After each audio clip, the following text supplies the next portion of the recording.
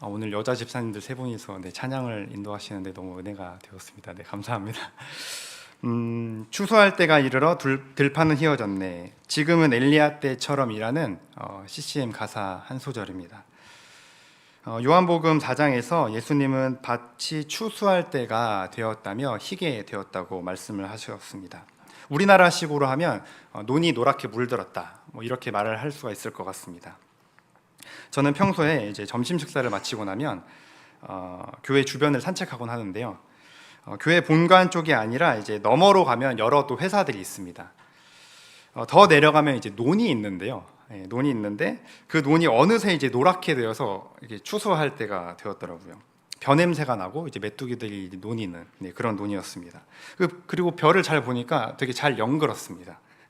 동시에 곧 이제 수확할 때가 오겠구나 싶었습니다.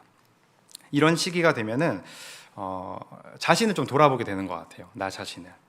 농부가 한 해 고생해서 논밭에 열매가 알차게 연글고 있는데 농부이신 하나님이 나를 볼 때 나에게는 얼마나 이제 좋은 열매가 맺히고 있을까? 내가 하나님께 드릴 열매는 무엇일까? 하나님은 나에게 어떤 열매를 바라실까? 이런 마음을 가지고 오늘은 열매에 관한 설교를 준비를 했습니다. 먼저 이제 우리는 성경에서 농사에 대한 여러 가지 비유와 상징이 많이 나온다는 것을 이제 잘 알고 있습니다. 이 팔레스타인 가나안 지역은요, 많은 작물이 있었어요.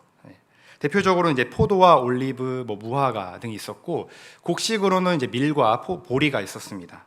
그래서 이스라엘에게 농사는 뗄래야 뗄 수 없는 삶의 아주 일부분이었습니다. 많은 부분을 차지하고 있었죠. 오늘 본문의 제목이 이제 포도원 노래라고 되어 있거든요. 1절에서 나는 이사야를 가리킵니다. 그리고 사랑하는 자는 하나님을 뜻하죠. 사랑하는 분이신 하나님에게는 포도원이 있다고 말을 합니다. 이 7절을 보면 이제 이 포도원은 이스라엘과 유다였어요. 그런데 문제는 포도원이 들포도, 나쁜 포도를 맺었다는 것입니다.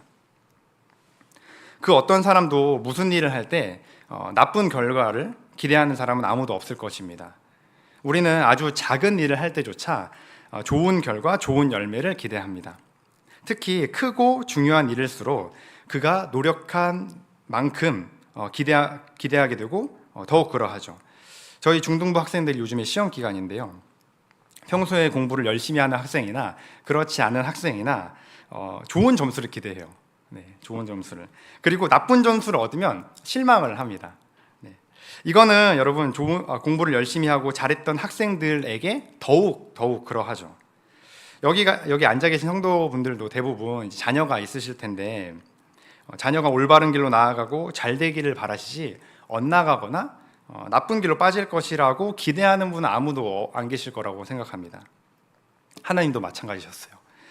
특히 이제 하나님은 오늘 본문에서 이스라엘과 유다를 포도원이라고 비유하시면서 지칭하시면서 이사야의 목소리를 통해서 내 기대와는 전혀 다른 결과를 맺었다며 이제 분노하고 계십니다. 하나님은 이 포도원에 엄청난 기대를 갖고 계셨어요. 그 기대는 그가 했던 노력을 보면 알 수가 있습니다. 2절에 보니까 이렇게 되어 있습니다. 포도원을 가꾸기 위한 주인의 노력이 나오는데요. 땅을 파고 돌을 제거하고 극상품의 포도나무를 심고 혹시라도 누가 훔쳐갈까 봐 망대를 세우고 동물들에게 피해를 입을까 봐 망대를 세웠습니다. 또 포도주를 만들기 위한 술틀도 만들었습니다. 아마 이제 공감하시는 분들이 계실 텐데 제가 이제 어렸을 때 식탁에서 부모님께 이런 말을 좀 자주 듣곤 했어요. 쌀 한 톨도 남기지 마라. 밥 한 톨도 남기지 마라. 농부가 얼마나 한 해 동안 피땀 흘려서 고생해서 지은 쌀인 줄 아니? 그 쌀을 남기면 이제 벌을 받는다고 이렇게 혼났죠. 요즘은 이런 말을 들어본 적이 이제 거의 없는 것 같아요. 오히려 먹기 싫으면 안 먹어도 돼. 괜찮아, 다 버려. 이런 말들을 많이 하는 것 같습니다. 이것이 이제 아쉬운 이유는 단순히 이제 추억 때문이 아니라 먹을 것이 궁해서가 아니라 그래서 아끼자는 차원이 아니라 한 끼 식사가 차려지기까지 수많은 사람들의 노고와 그리고 그것을 존재하게끔 하신 하나님에 대한 어떤 인정과 감사가 흐려지는 것 같아서입니다. 어쨌든 포도원의 주인은 많은 노력을 했고 그래서 기대했습니다. 그 기대가 당연했습니다. 출애굽기 이제 15장 17절 상반절에 보면 이렇게 되어 있습니다. 이 본문은 이제 모세가 홍해를 건너고 나서 이제 하나님을 찬양했던 노래했던 그 모세의 노래인데요. 그 대목의 한 대목이 이렇게 되어 있습니다. 주께서 백성을 인도하사 그들을 주의 기업의 산에 심으시리라. 아멘. 또 시편 80편 9절로 10절까지 말씀에는 이렇게 되어 있습니다. 주께서 한 포도나무를 애굽에서 가져다가 민족들을 쫓아내시고 그것을 심으셨나이다. 주께서 그 앞서 가꾸셨으므로 그 뿌리가 깊이 박혀서 땅에 가득하며. 아멘. 이렇게 하나님은 이스라엘을 구원하시고 그들을 가나안 땅에 심으셨죠. 그래서 좋은 열매를 기대하셨지만 그들은 들포도를 맺었습니다. 여기서 여러분 들포도는 단순히 이제 뭐 질 나쁜 포도 정도가 아니라 그것을 넘어서서 신포도, 악취가 나는 도저히 먹을 수 없는 그런 포도를 의미하는 것입니다. 이런 상황에서 3절을 보니까 완전히 분위기가 달라집니다. 저는 이제 개인적으로 이 3절을 보면서 이제 재판이 연상이 됐는데요. 앞에 판사가 있습니다. 그리고 이제 검사도 있습니다. 또 이제 저기 배심원들도 있습니다. 그리고 피의자도 있는 재판장입니다. 검사가 외칩니다. 주인이 모든 노력을 다한 이 포도원에서 악취가 나는 포도를 맺었습니다. 어떻게 해야겠습니까? 예수님께서 이제 이와 비슷한 대화를 하신 적이 있거든요. 담론을. 한 주인이 포도원을 만들었다고 해요. 울타리를 만들고 거기에 이제 틀도 만들고 또 망대도 놨습니다. 그리고 농부들을 고용해서 월급을 주고 타국으로 떠났다고 해요. 열매를 거둘 때가 되었습니다. 그래서 이제 열매를 얻으려고 종들을 보냈는데 농부들이 그 종들을 죽이거나 때리거나 쫓아버렸습니다. 계속해서 종들을 보냈는데 농부들은 계속해서 그렇게 대했습니다. 주인은 심지어 아들을 보냈습니다. 그래도 내 아들은 존대하지 않을까? 이런 기대를 가지고 보냈지만 오히려 농부들은 주인의 상속자이니 저 아들을 죽이고 유산을 차지하자고 말을 했죠. 그리고 아들을 죽였습니다. 예수님께서 이스라엘 사람들에게 물어봅니다. 포도원 주인이 다시 올 때 그 농부들을 어떻게 하겠느냐? 이제 하나님은 이사야를 통해서 심판을 선언하십니다. 5절과 6절이 그 내용인데요. 이건 선지자들에게 이제 흔하게 보이는 심판 선언 패턴입니다. 역사서나 예언서에서 주로 보이는데 먼저 심판 대상자에게 하나님의 은혜를 생각하게끔 합니다. 그리고 기소한 뒤에 고발한 뒤에 심판하는 그런 패턴입니다. 첫 번째로 대상자에게 하나님의 은혜를 상기시켜요. 여로보암은 북이스라엘의 이제 첫 번째 왕이었죠. 왕이 되기 전에 성경의 평가로는 그는 이제 부지런한 청년이었고 그리고 용사였습니다. 하나님께서 그 선지자를 통해 그에게 이제 12지파 중에 이스라엘 12지파 중에 10개 지파를 너에게 주겠다고 하셨습니다. 그렇게 이제 북이스라엘이 탄생했죠. 그러나 여로보암은 백성들이 다윗 왕조에게로 돌아갈 것이라는 어떤 불안감 때문에 금송아지를 만들고 그것으로 하나님을 대신했습니다. 그는 백성들에게 더 이상 예루살렘에 내려가서 제사 드릴 필요가 없다고 말을 했죠. 이는 명백한 우상 숭배이자 하나님께서 정말로 혐오하시는, 가증스럽게 여기는, 악취가 나는 그런 일이었습니다. 하나님께서는 선지자를 보내 경고하셨지만 돌아오지 않는 여로보암은 이후로 악한 왕의 대명사가 되었습니다. 북이스라엘 왕이 악하다면 여로보암의 길로 행했다는 그런 부정적인 기준이 되어버렸죠. 열왕기 이제 14장은 7절과 8절 3관절인데요. 한번 읽어드리겠습니다. 가서 여로보암에게 말하라. 이스라엘의 하나님 여호와의 말씀이 내가 너를 백성 중에 들어 내 백성 이스라엘의 주권자가 되게 하고 나라를 다윗의 집에서 찢어내어 너에게 주었거늘. 근데 여러분 참 사람이 간사하죠. 희한합니다. 사울도 그랬고요. 뭐 다윗도 그랬고요. 다들 이렇게 하나님께 은혜 받고 또 우리가 너무나도 잘 알지 않습니까? 그렇게 기라성 같고 정말 은혜롭고 정말 그런 어떤 분들이 목회자분들이나 사회 명망 있는 분들이 처음에는 괜찮다가 나중에 꼬꾸라지는 일들을 우리가 비일비재하게 너무나도 많이 보고 있습니다. 오늘 말씀에서는 하나님께서 포도원인 이스라엘을 위해 했던 노력이 여기에 해당이 됩니다. 땅을 파고 돌을 제거하고 망대를 세우는 것, 하나님께서 은혜를 베풀어 주셨죠. 그리고 두 번째는 기소하는 것입니다. 고소하는 것이에요. 기소의 사전적 정의는 이렇게 되어 있습니다. 검사가 특정 형사 사건에 대해 법원의 판단을 요구하는 것이래요. 여로보암의 경우에는 이렇게 말씀하셨습니다. 이전 사람들보다 너가 더 악을 행하고 너를 위하여 다른 신을 만들며 우상을 부어 만들고 나를 노엽게 하고 나를 너의 등 뒤에 버렸도다. 이렇게 죄를 지었다는 거예요. 여로보암이. 오늘 본문에서는 3절과 4절이 이렇게 해당됩니다. 악취가 나는 못 먹을 포도를 맺은 이스라엘을 어떻게 해야겠냐고 묻는 겁니다. 즉 이스라엘을 법정 가운데 세우는 것이죠. 그 다음에는 이제 세 번째가 이제 심판 선언이거든요. 본문에서는 이제 5절과 6절이 심판에 해당하는 내용인데요. 여기서 하나님의 심판에 대해서 좀 잠깐 나눠보려고 합니다. 성경이 줄곧 말하는 바는 각 사람은 자기 죄로 인해 죽는다는 사실입니다. 신명기서 말씀에 아버지는 자식들의 죄로 죽지 않을 것이고 자식들은 아버지의 죄로 인해 죽지 않을 것이라고 말씀합니다. 혹시 이제 이런 이야기들을 나누면 이제 어떤 분들은 하나님이 너무 폭력적으로 느껴지시거나 무섭게 느껴지시는 분들이 계실지도 모르겠습니다. 그러나 저는 오히려 이 하나님 심판에 대해서 하나님의 자비와 은혜 그리고 그 공의로우심에 감탄하게 됩니다. 왜냐하면 하나님의 심판은 인간의 것과는 같지 않아서 정확하다는 점에서 그렇습니다. 제 학창 시절을 생각을 해보면 저도 이제 체벌이 있었을 때를 다녔거든요. 중고등학생 때를. 심지어 이제 학원에서까지도 맞기도 했었어요. 학원에서 머리가 이제 조금만 길면 이제 바리깡으로 이제 윙 하고 이제 밀어버리고 그러면 이제 1교시 끝나고는 점심시간에 이제 이발소 가야 되는 거예요. 미용실 가야 되는 거예요. 그런 일들이 비일비재했습니다. 그런데 이제 가끔은 체벌을 가하는 그 선생님들이 이제 감정적으로 함부로 그냥 막 한다는 그런 느낌을 받을 때가 있습니다. 규칙이나 서로 이제 합의된 내용이 아니라 선생님들이 그냥 마음대로 분풀이 대상으로 때리는 것이구나. 이제 이렇게 느낄 때가 있는 거죠. 여러분 하나님이 심판하실 때 그 누구도 그 앞에서 반론을 펴거나 이의를 제기하는 일이 없을 것입니다. 아무도 그러하지 못할 것입니다. 그분은 한치의 오차도 없이 공정하게 그 사람이 지은 죄대로 심판하실 것입니다. 그러기에 아무도 아무 소리를 그 앞에서 하지 못할 것입니다. 또 감히 그 누구도 그 앞에서 그 어떤 말도 꺼낼 수 없는 이유는 바로 이제 그분의 영광 때문에 그렇습니다. 성경의 숱한 인물들이 하나님의 임재를 경험하면 하나같이 하는 반응들이 있습니다. 거의 동일한데요. 뭐 이런 패턴입니다. 엎드리고 주여 나를 떠나소서 나는 죄인이로소이다. 엘리야의 경우에는 호렙산에서 이제 하나님 만날 때 세미한 음성을 듣자마자 어떻게 하냐면 얼굴을 가립니다.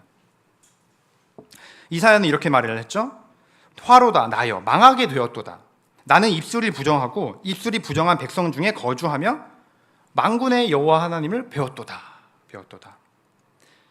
뭐 아브라함, 모세, 마리아 뭐 다들 비슷한 반응입니다.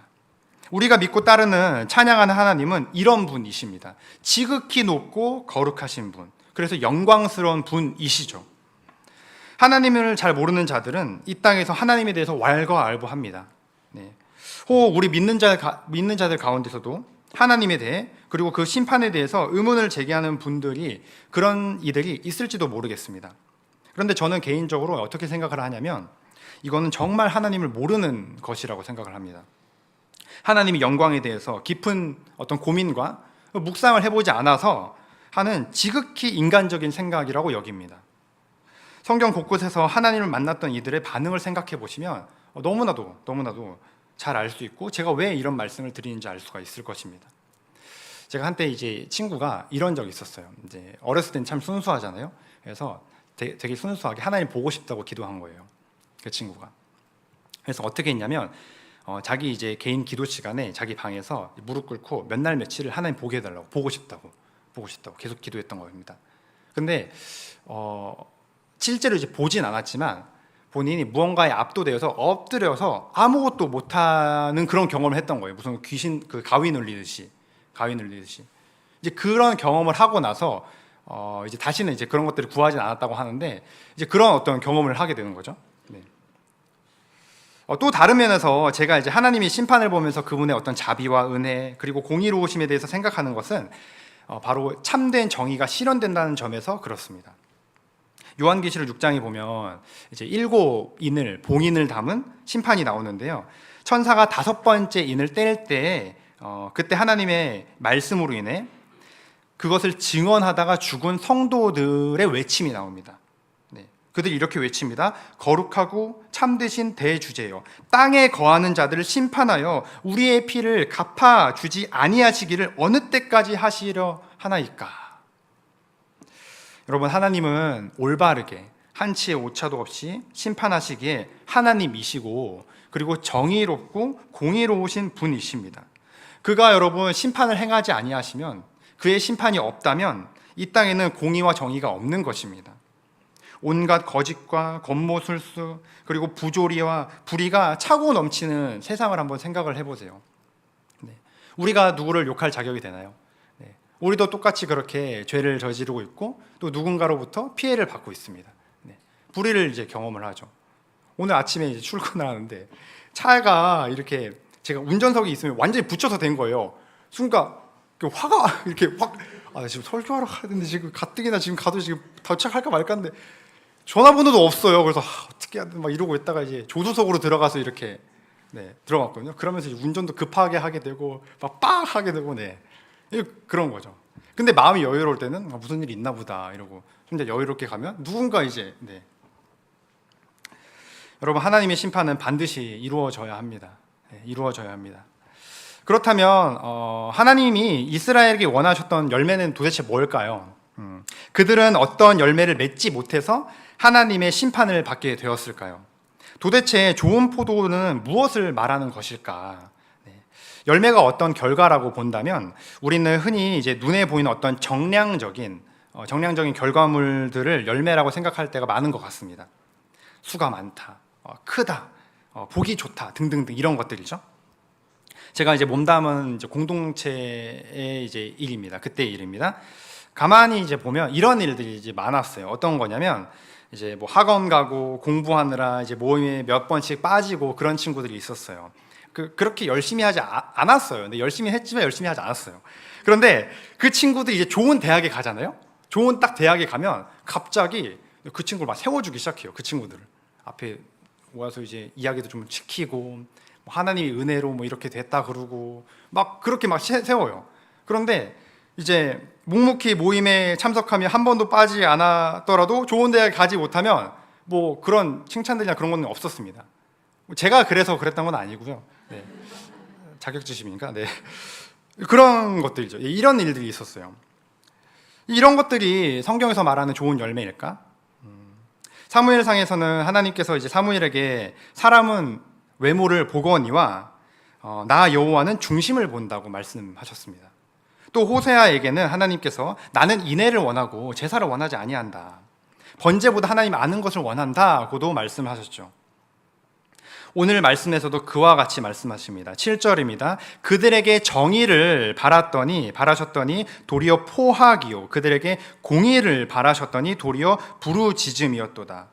결국 이스라엘에게 하나님께서 원하셨던 열매, 좋은 포도 열매는 정의와 공의였던 것입니다. 뭐 다른 나라와 전쟁을 해라, 더 많이 빼앗고 더 많이 가져라, 그렇게 말씀하지 않으셨습니다. 헌금 많이 해라, 기도 많이 해라, 전도 많이 해라, 이렇게 말씀하지 않은 것입니다. 하나님은 마음의 중심을 보시는 분이시기 때문에 껍데기만 있는 그런 정량적인 것들은 그가 원하시는 열매가 아닙니다. 또 사랑과 희락, 화평, 오래 참음, 자비, 양선, 충성과 온유, 절제, 성령의 열매들이죠. 우리 삶에 이러한 열매들이 맺히고 있는가? 우리 가정과 우리 교회에 하나님의 정의와 공의가 실현되고 있는가?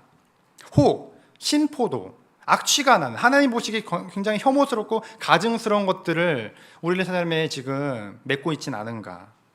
추수할 때가 된 이 시기에 우리 자신과 우리 공동체를 되돌아보기를 원합니다. 우리가 좋은 열매를 맺기 위해서는 우리 마음을 들여다봐야 합니다. 예수님은 누가복음에서 선한 사람은 마음에 쌓은 선에서 선을 내고 악한 자는 그 쌓은 악에서 악을 낸다고 말씀하셨습니다. 왜 이스라엘이 정의와 공의가 아닌 포악과 부르짖음이라는 열매를 냈을까요? 마음부터 잘못되었기 때문에 그렇습니다. 거기서부터 이제 어긋난 거예요. 여기서 정의와 포악 그리고 공의와 부르짖음은 히브리어 이제 원어로 보면 이제 언어 유의가 있거든요. 정의라는 단어는 미슈파트인데 그들은 포악인 미스파를 냈습니다. 또 공의는 째다카라는 단어인데 이스라엘은 째아카라는 부르짖음을 열매로 낸 것입니다. 비슷한데 약간 어긋났습니다. 그리고 완전히 다른, 전혀 다른 결과를 맺었죠. 이제 설교를 정리하도록 하겠습니다. 저희 어머니가 이런 말씀을 하신 적이 있어요. 한결아, 하나님께 갈 날이 점점 다가오는데 돌아보니 하나님께 드린 것이 별로 없는 것 같고, 그리고 하나님께 드릴 것이 별로 없는 것 같다. 나이가 이제 많으신 분들 중에는 이런 생각을 하시는 분들이 계실 것 같아요.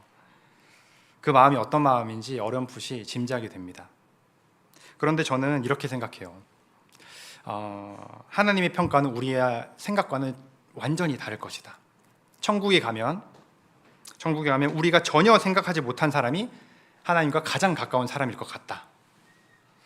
우리는 자꾸 눈에 보이는 것, 얼마나 많이 남겼는지에 막 마음을 뺏겨요. 시선을 빼앗깁니다. 그런데 여러분, 그러지 않으시길 바랍니다. 정말로 그러지 않으셔도 됩니다. 그냥 하는 소리가 아니라요.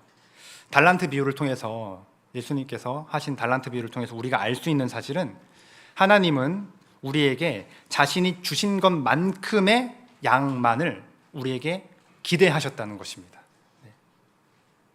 이 달란트를 받아서 2달란트 남긴 사람이나 5달란트를 받아서 5달란트 남긴 사람이나 모두에게 하나님의 칭찬은, 주인의 칭찬은 동일했습니다. 더 많은 것을 기대하지 않으십니다. 또 더 덜한 것도 기대하지 아니하십니다. 하나님께서는 우리에게 어떤 달란트를 주셨는지, 그리고 얼마만큼 주셨는지 너무나도 잘 알고 계십니다. 그분이 주셨으니까요. 그래서 딱 그만큼만 남기면 됩니다. 제가 이 사실을 알게 되고 얼마나 자유해졌는지를 모르겠습니다. 전에는 자꾸 비교하고, 그래서 교만해지거나 아니면 자존감이 낮아졌습니다. 그런 일들이 계속해서 반복됐어요. 아니, 어떻게 저 사람은 저렇게 말을 하지? 어떻게 저런 통찰력을 가지고 저런 생각을 할까? 저걸 되게 닮고 싶다. 많이 구했습니다. 많이 구했습니다. 하나님께.